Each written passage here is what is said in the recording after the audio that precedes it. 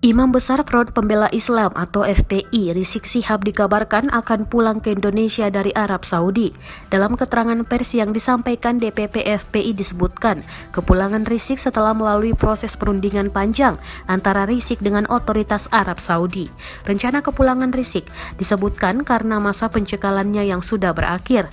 Dalam siaran pers tersebut juga dikatakan Rizik dibebaskan dari denda apapun. Ketua Umum FPI Ahmad Sabri Lubis juga sempat menyampaikan soal kepulangan Rizik Syihab saat berunjuk rasa menolak Undang-Undang Cipta Kerja di kawasan Patung Kuda, Jakarta Pusat Selasa.